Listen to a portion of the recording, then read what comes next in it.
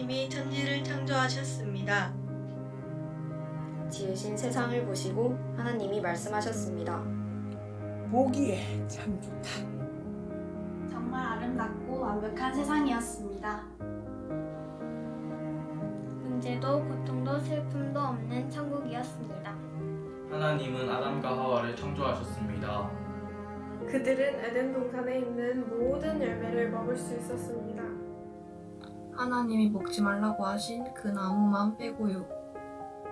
아담과 하와는 자신들도 하나님처럼 될 수 있다고 생각했습니다. 그들은 그 나무의 열매를 먹었습니다.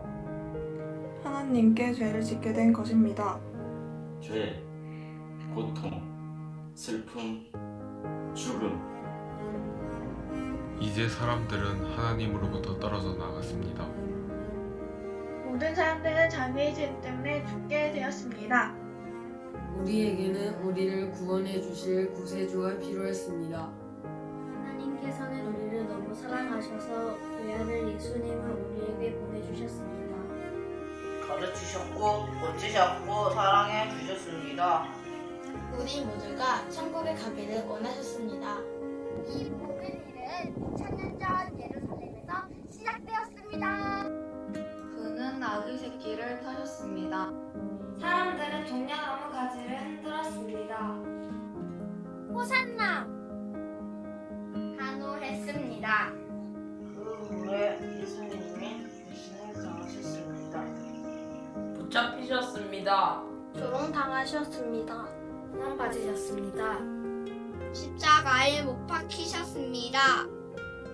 무덤에 묻히셨습니다. 당신을 위해! 우리 모두를 위해 우리는 죄의 대가를 지불하지 않아도 됩니다. 자유함을 얻었습니다. 새로운 생명을 얻었습니다. 우리 예수님은 죽은 것이 아닙니다. 예수님이 부활하셨습니다. 그는 살아나셨습니다. 지금도 살아계십니다. 새로운 생명을 얻은 것입니다. 우리는 왜 부활절을 축하해야 할까요? 우리를 위해 죽으시고 우리를 위해 부활하시고 우리 위해 하나님 나라에 초청하셨습니다. 예수님과 함께까지 할 수 있어요. 그래서 우리는 예수님의 부활을 기뻐합니다. 예수님의 부활을 축하해요.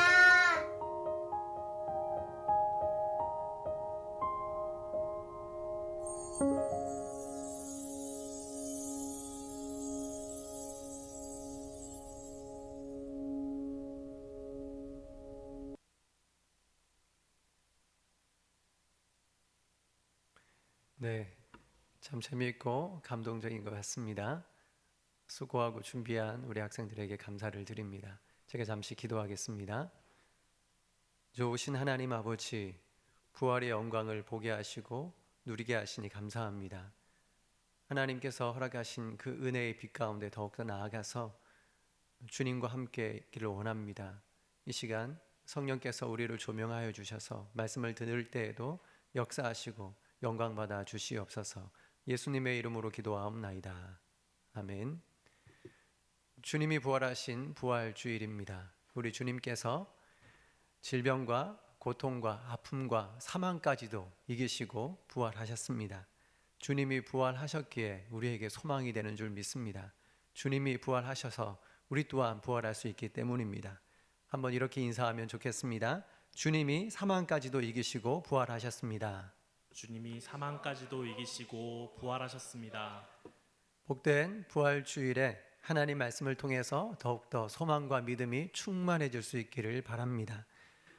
부활주일이기에 특별히 다른 본문을 선택해서 묵상할 수도 있겠지만 계속해서 로마서를 묵상하되 오늘 본문을 통해서 깨우쳐 주시는 부활의 영광과 신비를 더욱더 알아갈 수 있기를 바랍니다.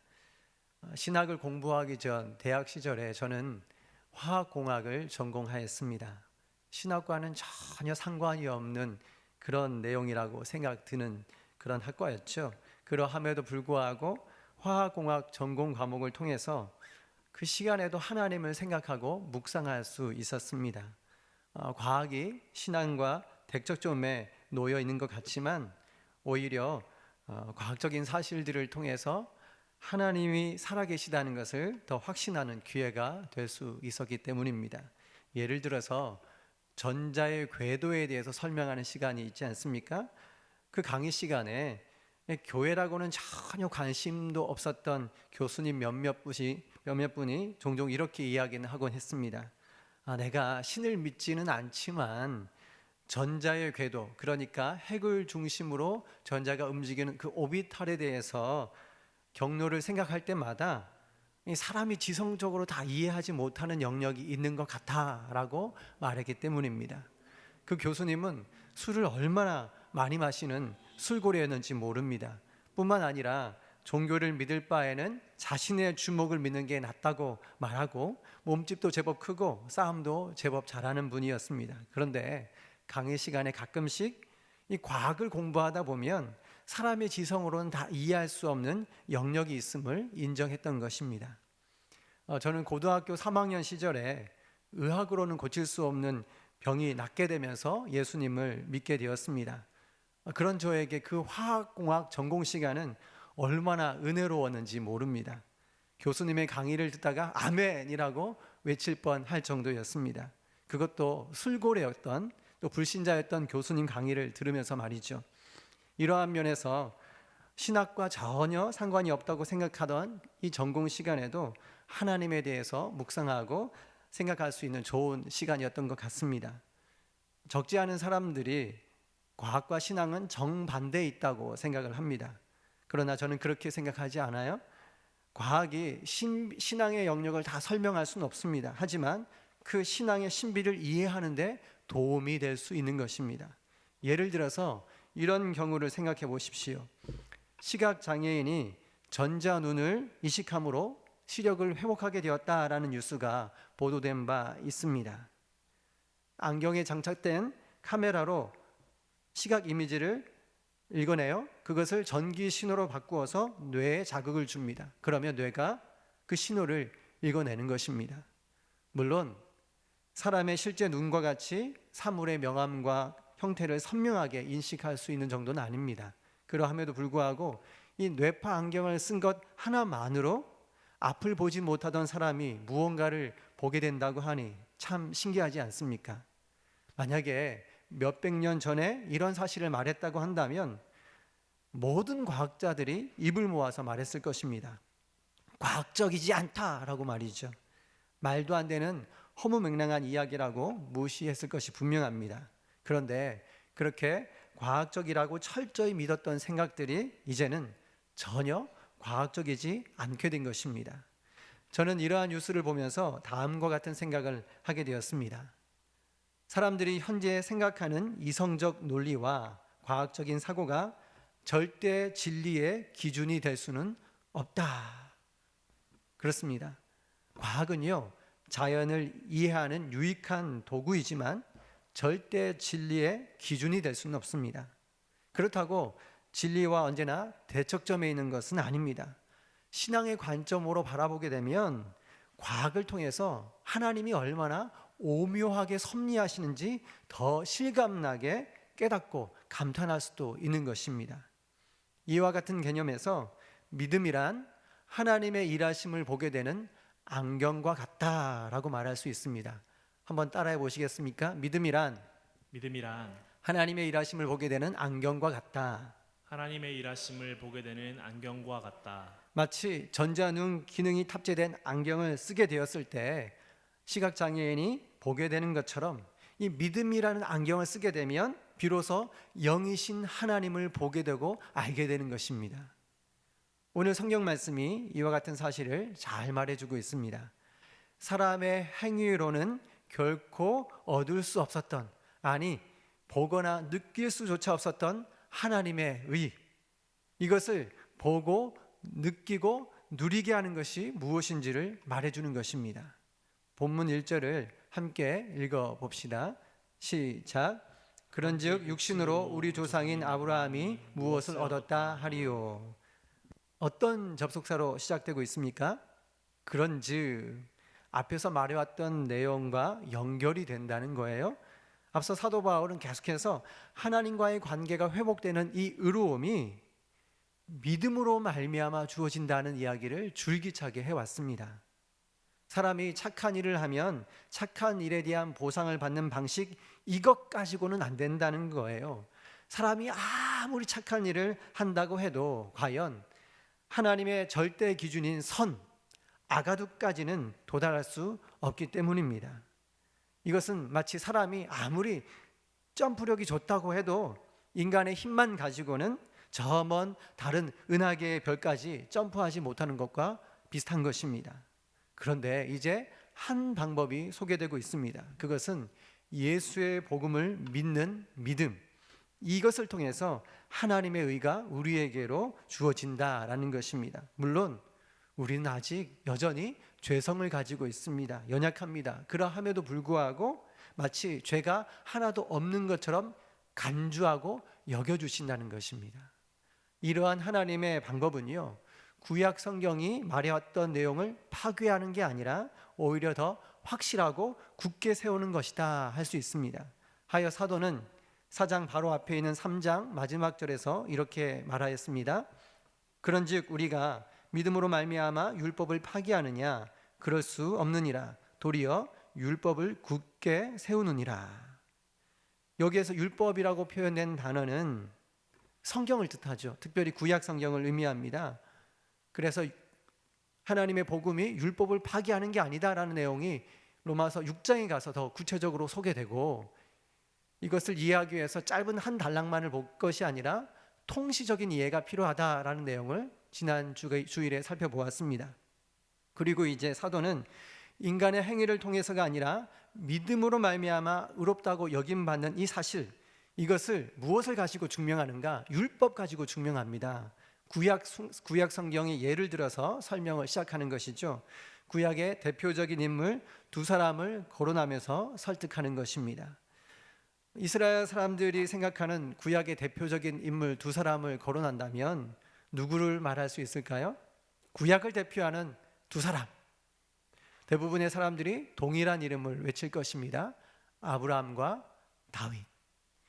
이러한 사실은 유대인들을 1차 독자로 기록된 마태복음을 보면 잘 알 수 있습니다. 마태복음 1장 1절을 같이 한번 읽어볼까요? 시작. 아브라함과 다윗의 자손 예수 그리스도의 계보라.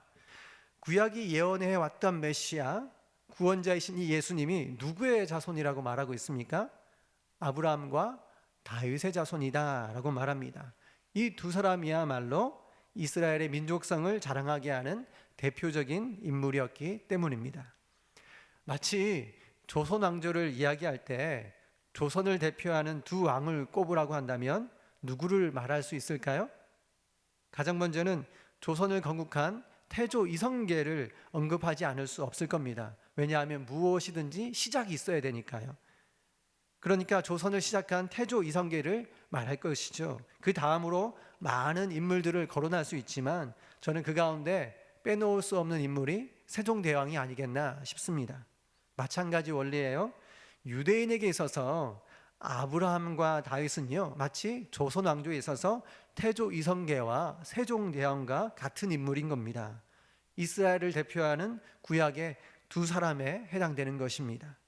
그런데 만약에 이 두 사람조차도 인간의 본성, 즉 행위를 따라서 의로워진 게 아니고 오히려 하나님의 일하심을 믿고 신뢰하는 믿음을 통해서 의롭다 여김을 받았다는 사실이, 이 결론이 도출이 된다면 어떻게 되겠습니까? 모든 유대인들이 더 이상 자신의 논리를 고집하지 못하는 결정적인 근거가 되지 않겠습니까? 이러한 차원에서 로마서 4장은 지금까지 말해온 이신칭의 원리, 즉 믿음으로 의롭게 된다는 이 원리를 더 쉽게 설명하는 예화와 예시에 해당된다고 볼 수 있습니다. 먼저 본문이 말하는 것처럼 아브라함의 경우를 생각해 보십시오. 유대인들이 아브라함을 대단하다라고 생각하는 이유가 무엇일까요?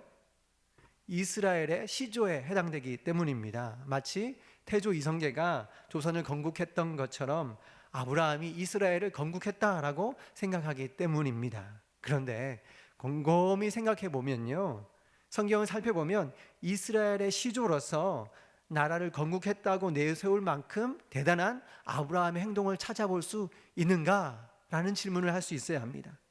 아브라함이 자녀를 많이 낳아서 건국의 기초를 튼튼히 했을까요? 아니면 착한 일을 많이 해서 존경받는 나라의 틀을 닦았을까요? 그가 행한 일들을 찬찬히 살펴보노라면 육신의 성량을 따라서 행한 것들이 오히려 이스라엘 건국에 방해가 되었다라는 것을 알 수 있습니다. 창세기의 아브라함의 이야기는 12장부터 소개됩니다. 하나님께서 우상 숭배가 가득했던 갈대아 우르에서 그를 불러내시죠. 함께 읽어봅시다. 시작. 여호와께서 아브라함에게 이르시되 너는 너의 고향과 친척과 아버지의 집을 떠나 내가 내게 보여줄 땅으로 가라. 여기에서 고향과 친척 집을 떠나라 라는 것은요, 우상 숭배의 생활과 환경을 떠나라 라는 이야기입니다. 달리 말하면 아브라함이라고 해서 처음부터 대단한 배경이 있었거나 좋은 신앙이 있었다라고 보기 힘든다는 거예요. 아브라함은 우상 숭배의 삶을 살았던 겁니다. 물론 그가 하나님 말씀에 따라 가나안 땅으로 이도하는 장면은 참 대단해 보일 수 있습니다. 그러나 이 장면 또한 아브라함이 대단한 것이 아니라 하나님이 얼마나 그에게 긍휼을 베풀어 주시고 세밀하게 인도하시는지를 가르쳐 주는 내용이라 할 수 있습니다. 말씀을 한번 들어보십시오.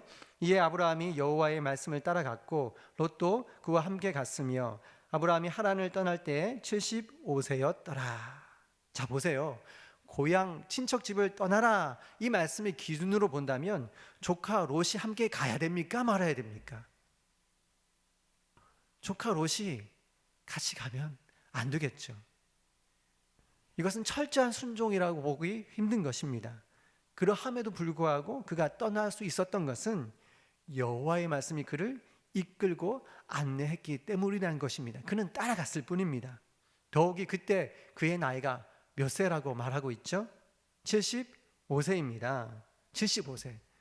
우리 교회에서 75세가 되면 어떤 혜택을 누릴까요? 공식적으로 모든 봉사에서 제외되는 특권을 누립니다.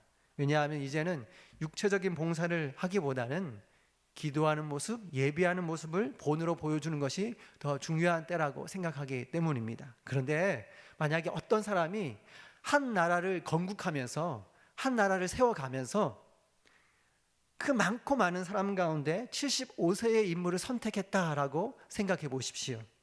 여러분은 그 선택을 어떻게 평가하시겠습니까? 실수한 거 아니야? 라고 생각하지 않을까요? 청년회라는 글자를 보고 찾아가야 되는데 첫 글자 청자만 보고서는 청춘마을로 잘못 들어갔다, 뭔가 잘못된 것 아니야? 생각하지 않겠습니까? 물론 요즘에는 70세가 아니라 80세, 90세가 되어도 정정하신 경우가 참 많습니다. 우리 교회 청춘마을 식구들은 기도도 열심히 하시고 예배하며 신앙생활 참 본이 되게 하십니다. 하지만 4,000년 전 고대 근동 땅에서 75세 노인을 정정하다라고 말하는 경우는 찾아볼 수 없었어요. 그러니까 하나님께서 아브라함을 선택하신 이유는 단 한 가지밖에 없다는 것입니다. 인간적인 조건이 제로, 인간적인 조건이 제로에 해당되는 사람을 찾으신 것입니다. 사람의 행위로 뭔가를 세웠고 이루었다고 말할 수 없는 그 조건의 사람을 부르신 것입니다. 이를 통해서 오직 하나님만이 일하셨고 역사하셨음을 깨닫게 만드는 것이에요. 어떤 회사에서 직원을 뽑는다고 광고를 냈어요. 아무 조건도 필요 없으니 우리는 구제하는 차원에서 한 명 뽑겠습니다. 그래서 조건에다가 전공불문 적었어요. 전공불문. 전공 따지지 않는다는 거죠. 그런데 참 터무니없이 전화해서 물었어요. 한 청년이 제가 불어불문 전공 아닌데 괜찮습니까? 회사에서 뭐라고 말할까요? 합격! 아무런 조건 없는 사람 당신 해당됩니다. 말하지 않겠습니까? 아브라함이 따질 게 없는 전공 불문의 무조건의 사람인 것이에요. 자랑할 게 없습니다. 아브라함을 하나님 부르신 다음에 이어지는 사건들도 마찬가지입니다. 창세기 15장에 가면 그가 하나님께 의롭다고 여김을 받는 장면이 나옵니다. 한번 들어보십시오. 아브라함이 여호와를 믿으니 여호와께서 이를 그의 의로 여기시고. 자, 15장에 이런 말씀이 나온다고 한다면 그 앞에 있는 12장, 13장, 14장에 그가 대단한 업적을 이루었다고 하는 내용이 나오진 않을까요? 주님의 마음을 감동시켜서 의롭다고 인정해 줄 수밖에 없는 그런 사건들을 찾을 수 있는가 하는 질문입니다. 그런데 성경을 읽어보면요, 오히려 그 반대의 사건들이 소개되고 있음을 알 수 있습니다. 창세기 12장 후반부에 보면 아브라함이요, 기근을 피해서 약속의 땅을 떠나서 애굽, 즉 이집트로 피신하는 장면이 나옵니다. 약간의 어려움만 생겨도 약속의 땅을 떠나버리는 거예요.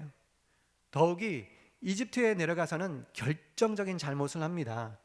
자신의 아내를 빼앗기 위해서 사람들이 자신을 죽일 수도 있다는 두려움에 빠집니다. 말씀을 같이 한번 읽어보죠. 시작. 애굽 사람이 그를 볼 때 이르기를 이는 그의 아내라 하여 나는 죽이고 그대는 살리리니. 이런 두려움에 빠져서 자기 아내를 누이라고 속입니다. 그렇게 이집트의 왕이 자신의 아내를 첩으로 삼겠다고 데려갈 때 그때 아브라함은 뭐 했을까요? 아무것도 하지 않습니다. 이러한 모습이 과연 이스라엘이라고 하는 한 나라를 건국하는 위대한 행위와 얼마나 부합이 될 수 있겠습니까? 과연 행함으로 의로움을 입었다라고 말할 수 있을까요? 혹자는 창세기 14장에 나오는 장면을 아브라함의 위대한 업적으로 칭송하기도 합니다. 조카 롯을 구출해내기 위해서 동방 땅의 연합군을 물리치고 돌아오기 때문입니다. 언뜻 보면 아브라함이 대단하게 여겨질 수 있습니다. 그러나 이 또한 사실 성경을 잘 보면요, 아브라함이 위대한 것이 아니라 그가 자격이 없음에도 불구하고 하나님이 도우셨고 일하셨다라는 것을 보여주고 있음을 알 수 있습니다. 그가 전쟁을 마치고 돌아왔을 때 살렘 왕이었던 멜기세덱에게 11조를 바치는 장면이 나옵니다. 한번 말씀을 읽어봅시다. 시작. 너희 대적을 내 손에 붙이신 지극히 높으신 하나님을 찬송할지로다 하매 아브라함이 그 얻은 것에서 10분의 1을 멜기세덱에게 주었더라. 대적을 내 손에 붙이신 분은 누구라고요? 다름 아닌 지극히 높으신 하나님이라고 말하고 있습니다. 하나님이 이기게 하셨다는 거예요. 전적인 은혜라는 것입니다. 아브라함은 단지 도구로 쓰임받고 승리를 누릴 뿐입니다. 이것을 증명하기 위해서 10분의 1을 멜기세덱에게 바치는 것이죠. 신앙 고백을 하는 것입니다. 그리고 나서 등장하는 내용이 창세기 15장입니다. 지금까지 아브라함이 뭔가 내세울 만한 내용이 있었다고 한다면 행위를 통해서 의로워진다고 말할 수 있을지 모릅니다. 그런데 그런 내용 전혀 찾을 수가 없어요. 심지어 아브라함은요, 동방 연합군을 물리치고 난 다음에 그들로부터 언제든지 복수를 당할 수 있다는 생각에 심한 두려움에 빠져 있었습니다. 한 나라를 세우고 많은 후손을 낳는다는 생각은 꿈도 꾸지 못하고 있었어요. 그때 하나님이 말씀하십니다. 들어보십시오.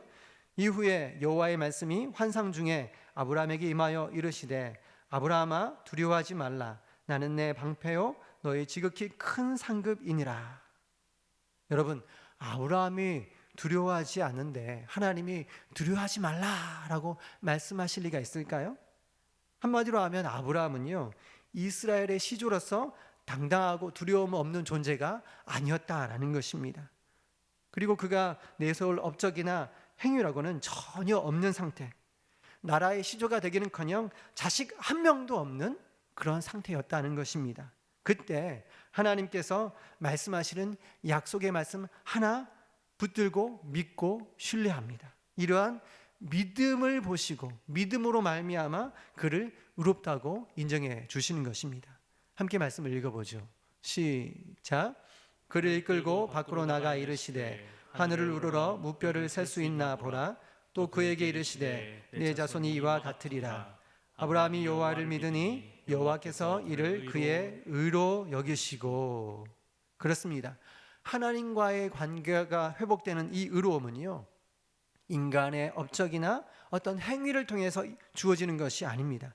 하나님의 말씀을 믿고 신뢰하는 믿음, 그 믿음을 통해서 은혜로 의롭다 여겨 주시는 것입니다.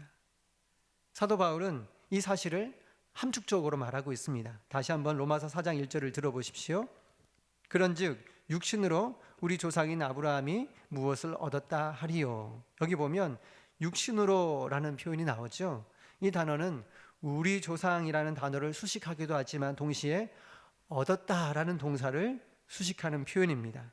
그래서 저명한 로마서 주석가들은 대부분 이렇게 문장을 바꾸어 읽기를 추천합니다. 그런즉 우리 조상인 아브라함이 육신으로 무엇을 얻었다 하리요. 육신으로 무엇을 얻었다 하리요. 의미가 더 분명해지죠. 여러분, 로마서에서 육신이라는 것은요, 죄 가운데 있는 부패한 인간의 본성을 의미합니다. 하나님을 의지하거나 신뢰하는 믿음과는 정반대가 되는 것을 설명할 때 사용하는 단어입니다. 그래서 육신의 생각은 사망이요, 영의 생각은 생명과 평안이다 라고 말씀하는 것이죠. 그러니까 이 본문의 육신이라는 개념은 단순히 인간의 몸뚱아리를 의미하는 게 아니라 죄가 가득한 인간 본성을 따라 행하는 모든 행동을 의미하는 것입니다. 이러한 개념을 이해하게 되면 사도 바울이 말하는 바를 바르게 이해할 수 있지 않겠습니까? 아브라함이 믿음이 아니라 죄 가득한 본성을 따라 얻은 것이 무엇이냐라고 질문하는 것입니다. 이에 대한 답이 본문 2절에 해당되죠. 같이 읽어봅시다. 시작. 만일 아브라함이 행위로서 의롭다 하심을 받았으면 자랑할 것이 있으려니와 하나님 앞에서는 없느니라. 마치 사도 바울이 유대인들을 앉혀놓고 창세기를 펼치면서 설명해 주는 장면 떠오르지 않습니까? 자, 보십시오. 아브라함이 창세기 15장에 의롭다 여김 받는 장면 앞서서 어디 육신으로, 달리 말해 인간적 행위로 의롭다고 인정받을 그런 모습이 보였습니까? 전혀 없지 않습니까? 그리고 창세기 15장 6절을 인용하여 확실하게 선언합니다. 성경이 무엇을 말하느냐? 아브라함이 하나님을 믿음에 그것이 그에게 의로 여겨진 바 되었느니라. 저는 사도가 애타게 설명하는 장면이 눈에 보이는 것 같았어요. 사람이 착한 일 하거나 아니면 어떤 나라를 건국하는 위대한 일을 한다고 해서 그것이 어떻게 영이신 하나님과의 관계를 회복할 수 있는 근거가 되겠습니까? 그건 말도 안 돼요. 육적인 걸 가지고 영적인 걸 이룰 수 있다고요? 만약에요, 인간의 어떤 업적이나 행위를 따진다면 어쩌면 태조 이성계나 세종대왕 같은 극소수의 사람들만이, 아주 대단한 사람들만이 하나님 앞에서 의롭다고 여김 받을지 모릅니다. 우리 같은 평범한 사람은요, 꿈도 꿀 수 없어요. 그런데 더 정확하게 말하면 세상의 그 어떤 위인도 자신의 업적과 공로를 가지고 하나님과의 관계를 회복시킬 수 없습니다. 나름 착하고 나름 위대한 일을 했을지 몰라도 아가두까지는 이르지 못하기 때문입니다. 그런데 놀라운 복음의 내용이 소개되는 것입니다.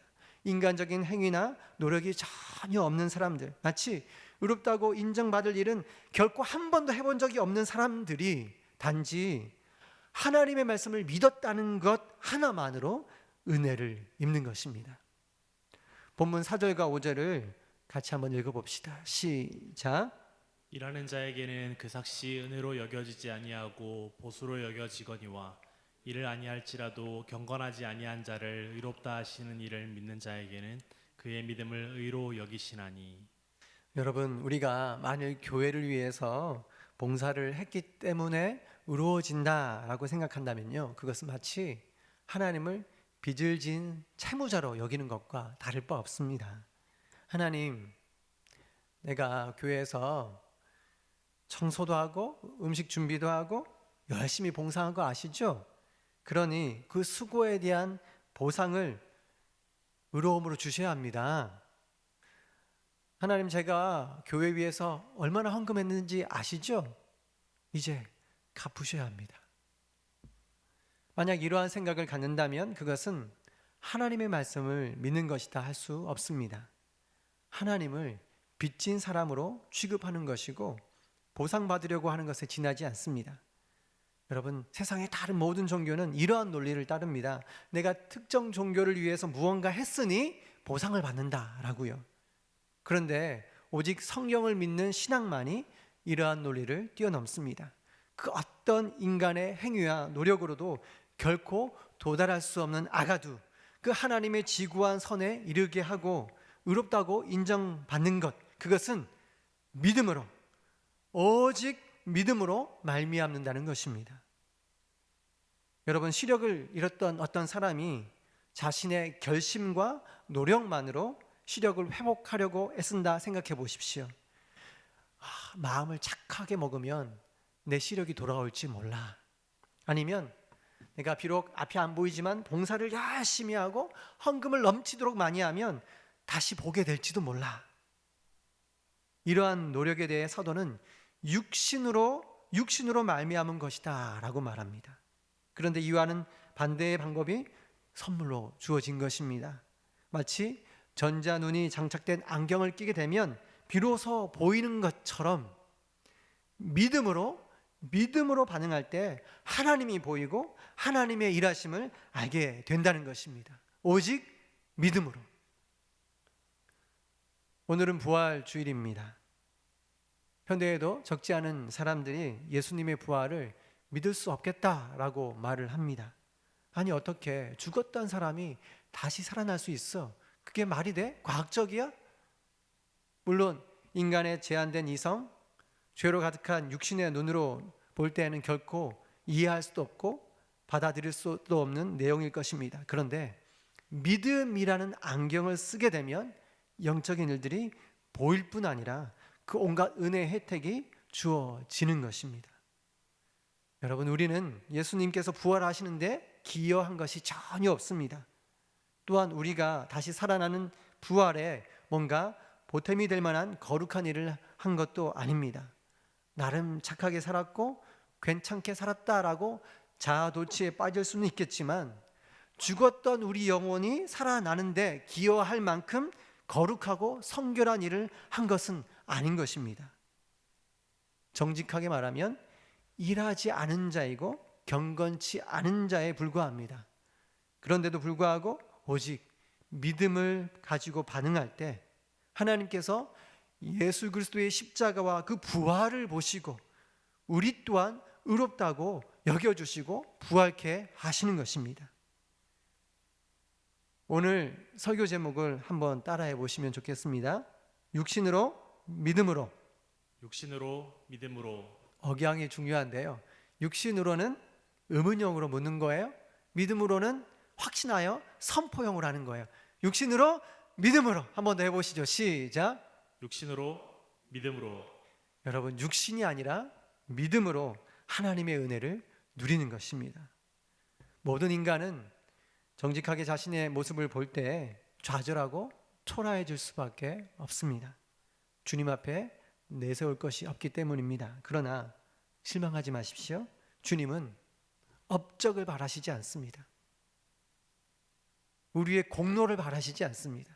오직 믿음 하나 원하십니다. 아무리 의롭지 못하고 경건치 못한 자라 할지라도 육신의 눈이 아니라 믿음으로 바라볼 때 주님은 놀랍게 은혜를 베풀어 주십니다. 어쩌면요, 우리의 믿음은 마태복음에서 말하는 작은 믿음일지 모릅니다. 마태복음에서 작은 믿음에 대해서 잘 말해주고 있어요. 그런데 주님은요, 그 작은 믿음마저도 인정해 주십니다. 가난한 아이가 할 수 있는 일이라고는 하나도 없지만 우리가 똑같은 인간으로 존중하는 것처럼 말이죠. 하나님은 우리의 업적을 보시는 것이 아니라 오직 믿음 하나를 바라십니다. 하나님은 정말 좋은 분임에 틀림없습니다. 저와 여러분이 오직 믿음 하나만을 보시고 그것을 통로로 삼아 은혜를 베풀어 주시는 놀라운 하나님, 그 하나님의 마음을 깊이 있게 깨닫고 신뢰할 수 있기를 바랍니다. 그리하면 부활주일이 감격이 돼요. 부활절이 감사가 되는 거예요. 아무 조건도 없고 무자격자임에도 불구하고 믿음 허락하시고 그 믿음 인하여 우리를 긍휼히 여겨 주시는 것입니다. 우리의 모든 영혼이, 우리의 모든 삶이 믿음으로 반응하고 주님을 바라볼 수 있기를 주님의 이름으로 축원합니다. 우리 함께 찬양하고 기도하도록 하겠습니다.